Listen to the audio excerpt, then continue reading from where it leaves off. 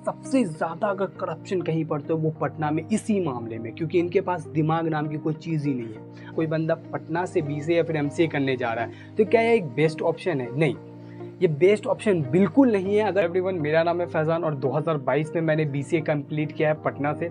और आप भी पटना से बीसीए करने जाने वाले हो तो ये 5 से 10 मिनट का वीडियोस आपके लिए बहुत ज़्यादा इंपॉर्टेंट होने वाला है। चलो बात करते हैं आज अपने वीडियोस में पटना से बीसीए करना कैसा रहेगा या फिर एमसीए करना कैसा रहेगा। से मैंने बीसीए कंप्लीट किया और उसके बाद मैं दिल्ली मूव कर जाता हूँ। तो दिल्ली आने के बाद एक्चुअली में पटना की रियलिटी मुझे पता चलने लग रही होती है कि पटना से बीसीए करना एक्चुअली में कैसा है। क्योंकि जब आप वहाँ रहते हो और बिहार के एनवायरनमेंट में रहते हो तो आपको समझ में नहीं आ रहा होता है कि पटना एक्चुअली में किस तरीके से हमारे साथ फ्रॉड कर रहा होता है। और अगर वहाँ से कोई बंदा बीसीए करता है या फिर एमसीए करता है तो उसे क्यों बाद में चलकर जॉब नहीं मिलता, और अगर जॉब भी मिलता है तो एज अ बीसीए स्टूडेंट नहीं, एज अ डाटा एंट्री या फिर किस तरीके की सिचुएशंस होती है आगे। तो आज के वीडियोज़ में बहुत ज़्यादा इंपॉर्टेंट है कि आप अपना 5 से 10 मिनट हमें दें। और जब आप पटना की गलियों में घूम रहे होंगे तो आपको हर जगह पर एक ज़रूर पोस्टर दिखेगा जिसमें लिखा होगा 35 लाख का प्लेसमेंट, 40 लाख का प्लेसमेंट और 36 लाख का प्लेसमेंट। ऐसी बहुत सारी पोस्टर्स आपको दिखाई देंगी। तो क्या वो एक रियलिटी है?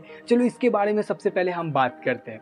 जब आप कुछ कॉलेजेस है जिसका मैं नाम नहीं लेना चाहूँगा, लेकिन एक्चुअली में वो 100% बोलती है कि मैं प्लेसमेंट देता हूँ। अब एक बंदा है जो बीसीए कंप्लीट करता है पटना से और उसके बाद वो बैंगलोर मूव करता है, दिल्ली मूव करता है या फिर कोई और सिटी में मूव करता है। जैसे मैंने बीसीए कंप्लीट किया और अब मैं दिल्ली आ गया हूँ। तो यहाँ आने के बाद मैंने यहाँ के इन्वायरमेंट को देखा, यहाँ की आईटी सेक्टर्स देखी, यहाँ की प्लेसमेंट्स देखी, यहाँ की बहुत सारी नई नई चीज़ें मैंने देखी। फिर मुझे समझ में आया कि नहीं यार, बिहार में इस चीज़ की कमी थी।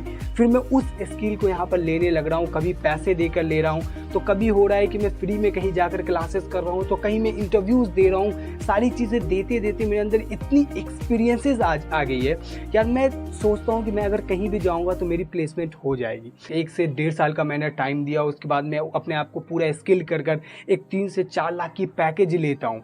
कॉलेज से पैकेज नहीं लेता हूँ, अब मैं यहाँ बाहर से पैकेज लेता हूँ अपनी मेहनत और अपनी पूरी की पूरी कमांड लगाने के बाद। जब आप पटना के कॉलेज से पास आउट कर जाते हो तो फिर आपको हर साल में एक भेजा जाता है जिसमें कि एक गूगल फॉर्म होता है जिसमें पूछा जाता है कि हमारे जितने भी पास्ट स्टूडेंट हैं वो एक्चुअली में क्या कर रहे हैं अभी।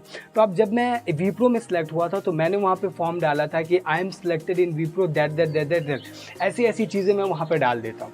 और जब आप ऐसी चीज़ें डालते हो तो कॉलेज वाले को लगता है ओ तेरी, मेरे कॉलेज का बंदा सिलेक्ट हो गया।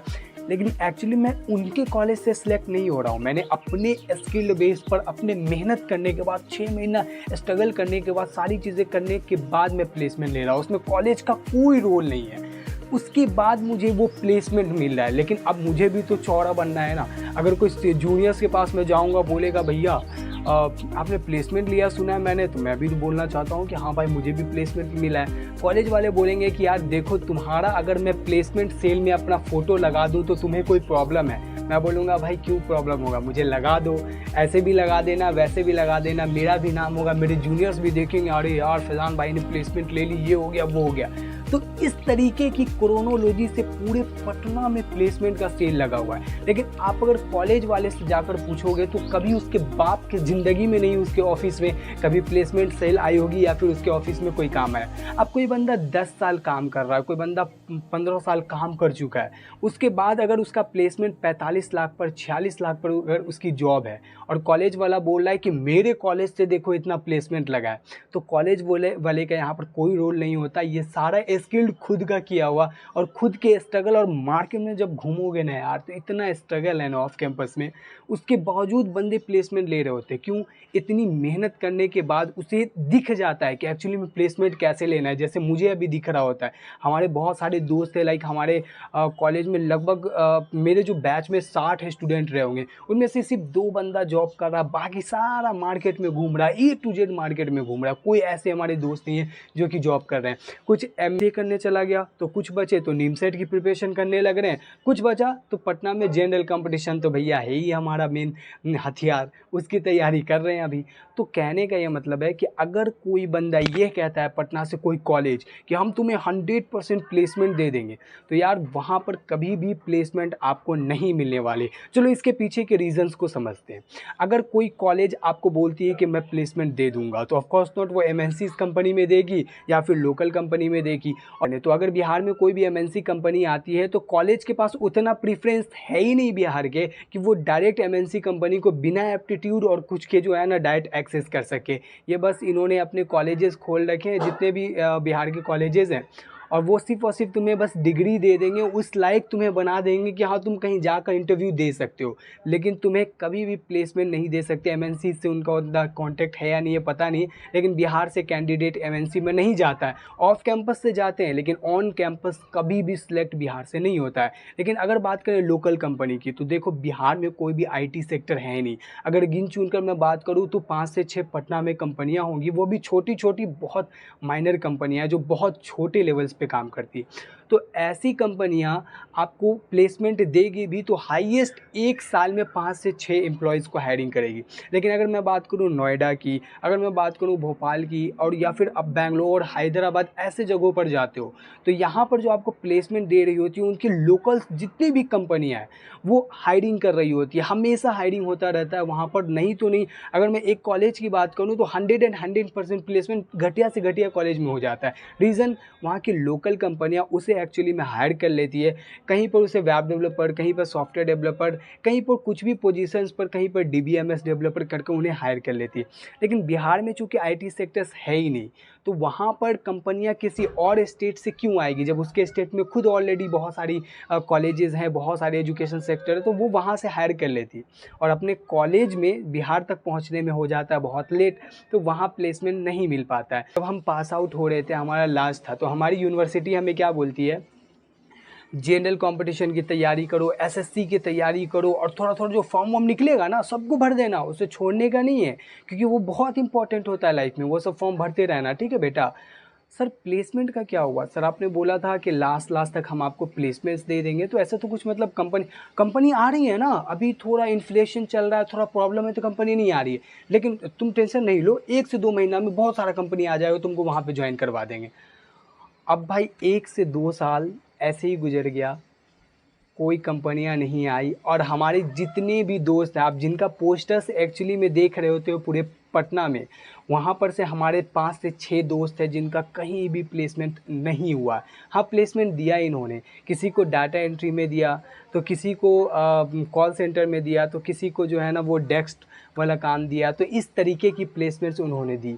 अब बताओ यार, एक डेवलपर होकर इस तरीके का जॉब करेगा, क्या मतलब इज्जत रह गया यार, हमारा पूरा मतलब माहौल गड़बड़ हो गया। तो मेरा जो आज का वीडियोस बनाना ये था कि अगर कोई बंदा पटना से बीसीए या फिर एमसीए करने जा रहा है, तो क्या ये एक बेस्ट ऑप्शन है? नहीं, ये बेस्ट ऑप्शन बिल्कुल नहीं है। अगर आप लोन से पढ़ने जा रहे हो, अगर आप पढ़ने जा रहे हो कि नहीं मुझे एक्चुअली में 1 साल बाद प्लेसमेंट चाहिए, 2 साल प्लेसमेंट चाहिए, तो बिल्कुल भी नहीं।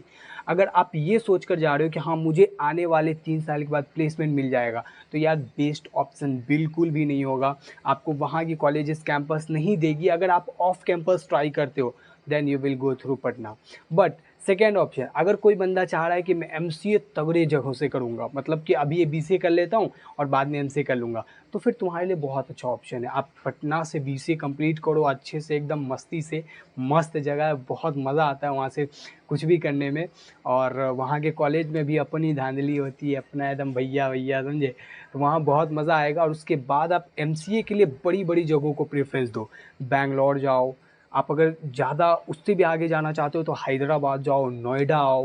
नोएडा में बहुत सारी कंपनियां हैं, बहुत सारी कॉलेजेस हैं जो कि कम से कम पैसे में करवा देती है। अगर पटना में भी आप अगर बीसीए एमसीए करने जा रहे हो तो आपको उतना ही फीस लगेगा जितना कि यहाँ आपको फ़ीस लगेगा।